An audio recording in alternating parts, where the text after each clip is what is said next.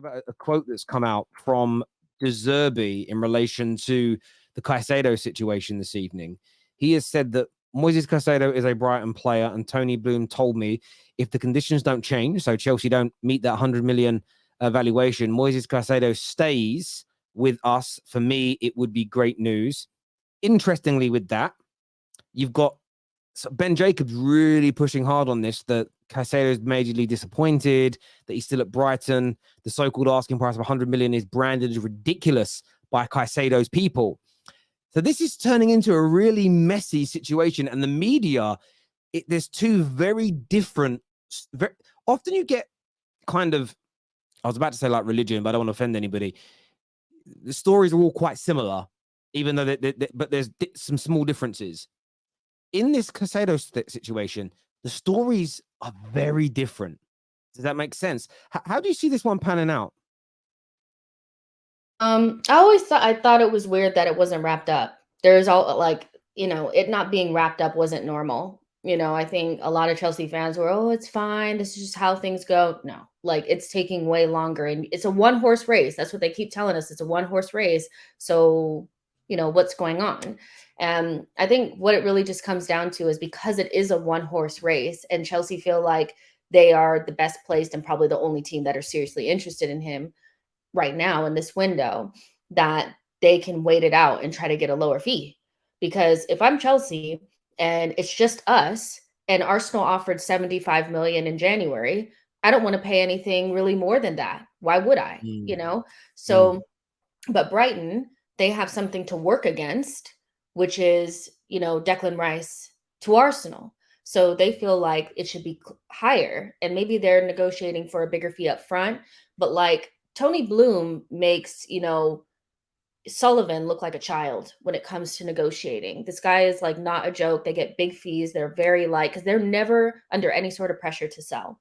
So it's going to be really interesting to see. Ooh, did my internet go? Sorry. No, that's me. It's me. Oh, so it's going to be really interesting to see what happens. I think with Caicedo's people now starting to come out and talk, that, it's going to hopefully maybe push somebody to budge. But the problem is I've never seen Brighton budge before. I haven't seen them budge. So it might have to be Chelsea. They may have to pay more than what they originally wanted to. But if they end up having to pay almost 100 million for Moises Caicedo, they got done. Because in a one-horse race for somebody that's played maybe one season in the league, I feel like that's a lot. But, you have to get the player in at this point, so yeah, it's a stalemate right now. I think it is. It's a strange situation because, as I say, most of the time the stories are fairly similar, especially from the press in the same country. So I know sometimes you'll get the Portuguese press and the English press will be way off, but generally in the same country there is a typical theme they're kind of sitting to. The fact that you got Jacobs and a lot of the kind of, I would say, pro Chelsea or pro Caicedo's transfer sort of stating that industry insiders think 80 million is fair and it'll be more 80 million. The 100 million talk is nonsense. The player's unhappy. And then you get the more kind of pro Brighton side that are like, no, it's 100 million or he doesn't move. The player's happy. We're happy if he stays. So the narrative is very, very different. Indeed. You know what Brighton do as well? Like, they're not the only club that does this, but they definitely do this. When their players are being looked at by big clubs and they start going into negotiations, they post them on social media all the time. You've seen Brighton post Moises Caicedo like 3 times now. And so they know what they're doing. They're very smart and you can't push them around. So this is going to be very interesting because Chelsea tend to be very aggressive when they're in transfer situations. They tend to just like roll over a smaller team, but like Brighton, they're no joke, so. No, you're absolutely right. That is not my saga. I bet. We're having a few technical problems in terms of putting comments up. They're not loading through on StreamYard. I'm going to read some of these super chats out. One's from O'Malley, where he says, De Zerbi playing hardball with Caicedo for Colwell. That's also, but the Colwell situation is equally as It's a factor. strange.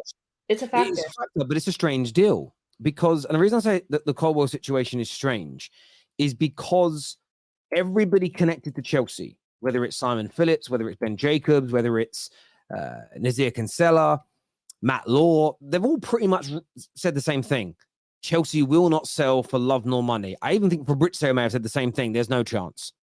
However, the story won't die. And when the story, and when you speak to kind of pro Liverpool, pro Brighton journalists, there is that they keep asking, they keep inquiring, they think there's an opportunity. There is a thread and a kind of narrative that the player isn't completely happy to stay at Chelsea. And I don't know which side is telling the truth. I feel like Levi Colwill will stay, but that's also a very strange, that they're so interconnected with one another. The narratives are really strange. And it's, again, the league starts in 3 weeks. 3 weeks. We kick it literally right now. In 3 weeks right now, the season kicks off. And just over 3 weeks, the Sunday game, Liverpool versus Chelsea, like some of these bigger deals have got to find a breakthrough in the next couple of weeks. They really do. I think, like, I read something where Brighton, they want to take players on loan, but they don't want to develop other clubs' talent. Like, that's, taking somebody on loan is not so that they can play at Brighton and then you can take them back. They will loan a player with the idea that they would have an opportunity to buy that player in the future.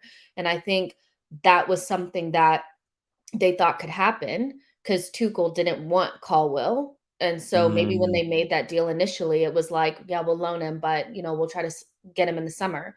And now things have really changed. And if you think you're going to have Colwill in your team going into a European season, and now you're looking across Europe for somebody that you can buy for a similar fee, you're pissed if you're Brighton.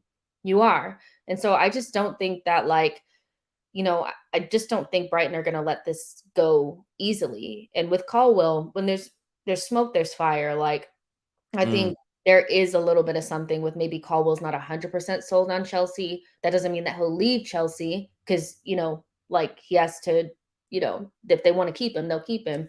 But it's very interesting. I feel like Brighton are definitely salty about not being able to get Colwill. I agree. And the problem is when you loan players, as you say, or you don't own them outright, it does become a problem. And I think Brighton, I know that a lot of people from people like Lee Gunner, but I do think Brighton are getting to that point now where, like, okay, well, we need to start keeping hold of talent or buying higher quality and keeping it. And as much as it's hard because they've got to keep growing the income so they can pay the wages. There's no way they can stop a Caicedo, a McAllister from wanting to join bigger clubs right now.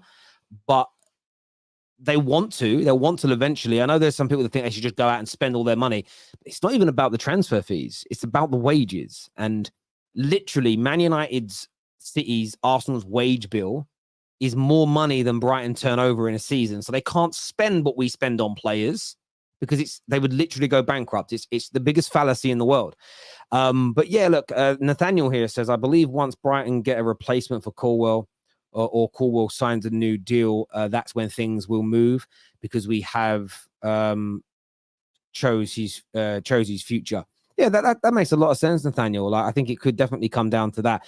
Kelly Preston, one of our members here with the member super chat, says, Caicedo is a Champions League level deal, not sorted with Chelsea. I wouldn't rule Arsenal out just yet. Possible shock deal after Arsenal sell some players. Are you hoping that happens with Caicedo, that Arsenal kind of come back in later on down the line? Do you see that being plausible, Jay? I mean, without thinking about any of the circumstances around anything, like, of course, like, I would want Caicedo at Arsenal. Like, he's a quality player and he would make us better. But my feelings on bringing in a new midfielder was always contingent on whether or not Thomas Partey stayed. And it looks like now that he could potentially end up staying. So, as good as Caicedo is, having Thomas Partey and Rice in your team and Jorginho, like, we're set. So I'm kind of like, I've consigned to the idea that he'll probably be a Chelsea player and that's going to be it. If Arsenal were to come in for him, it'd be because Thomas Partey is going. So I'm not necessarily hanging around, if that makes sense. Yeah, no, I get you on that.